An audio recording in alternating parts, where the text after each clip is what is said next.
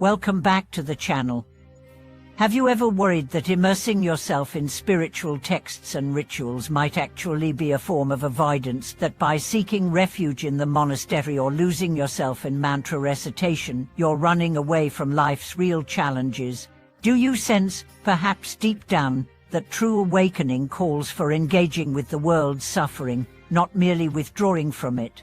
Today, we'll uncover how authentic Buddhist practice equips you with the clarity, compassion, and resilience to confront every situation head-on, and how subtle misunderstandings can turn study into a kind of spiritual escapism.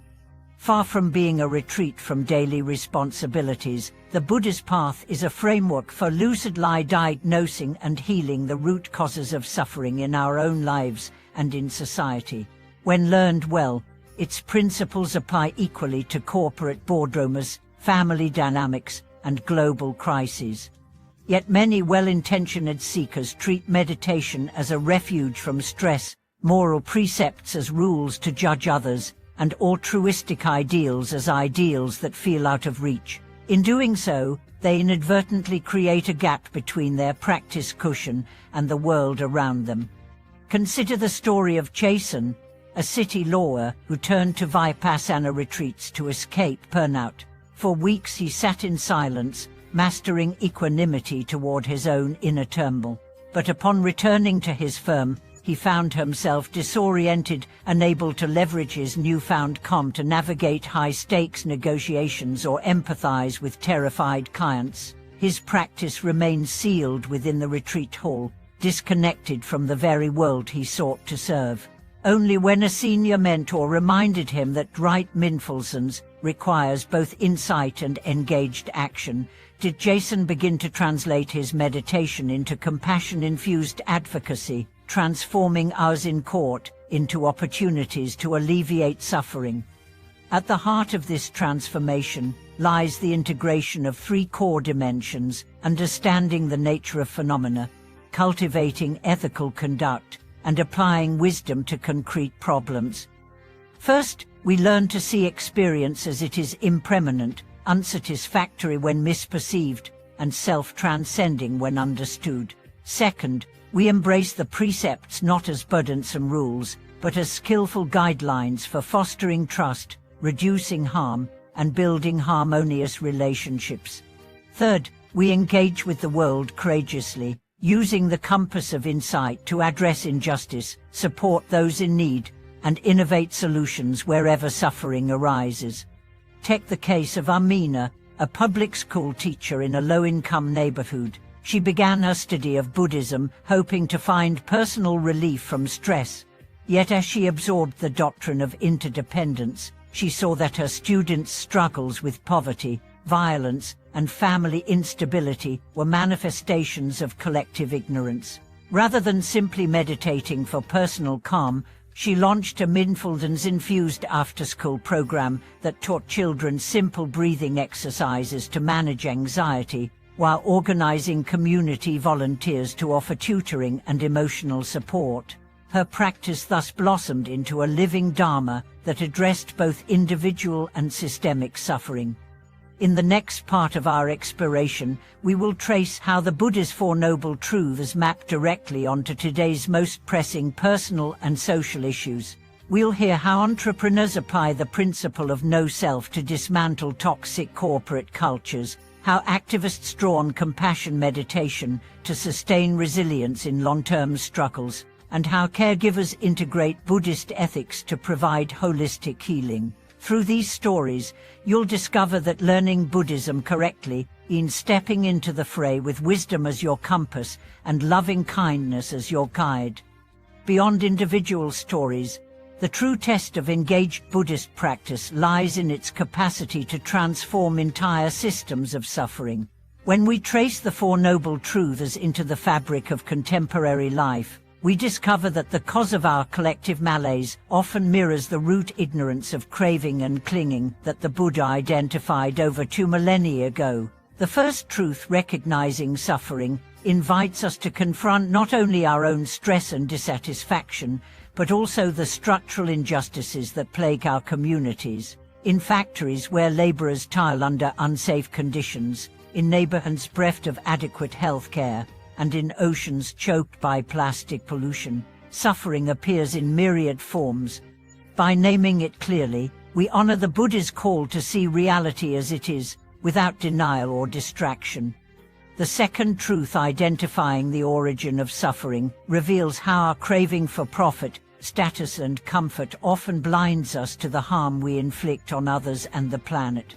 Entrepreneurs who invoke Buddhist principles of no-self have discovered that by releasing the obsession with personal gain, they can build organizations rooted in shared purpose and ecological responsibility. One such founder, Laya, designed her tech startup around cooperative ownership, employees share in decision-making. Profits are reinvested in community education, and servers run on renewable energy. When profits cease to be the sole aim, craving softens, and sustainable innovation flourishes. The third truth, realizing that cessation of suffering is possible, empowers activists to sustain resilience in the face of daunting challenges. Consider the environmental organizer Alex, who for years battled deforestation in his region. Burnout threatened to drive him away from the cause until he internalized the belief that meaningful change can begin in a single breath. He began each day with loving kindness meditation for the trees, the animals, and even those who profited from illegal logging. That practice stoked a well of compassion that carried him through protests, policy debates, and moments of despair. By anchoring in the certainty that alleviation of suffering is within reach, he kept his vision alive and inspired others to join the movement. The fourth truth, the path leading to the end of suffering, unites insight, ethical conduct, and mental cultivation into a coherent way of life. Caregivers in hospice settings have found that integrating simple mindfulness exercises into patient care not only eases physical pain, but also fosters emotional healing. One nurse, Sarah, guided dying patients through brief body scan meditations to help them release fear and greet each moment with acceptance. In tandem, she practiced the precepts of truthfulness and generosity, ensuring that her words and actions always honored the vulnerable trust placed in her. Families, witnessing this blend of presence and compassion, found solace even amid grief. At the heart of these applications lies the continuous interplay between contemplation and action. To avert the trap of spiritual bypassing, practitioners weave small rituals of insight into their everyday roles. A corporate executive might pause before a high-stakes negotiation to observe her own tension and reaffirm her commitment to fairness. A teacher could lead students in a 2-minute mindfulness check-in before launching into a challenging lesson. A community volunteer may dedicate the merit of each hour spent distributing food to the well-being of every recipient. In these micro-moments, the boundaries between formal practice and lived engagement dissolve.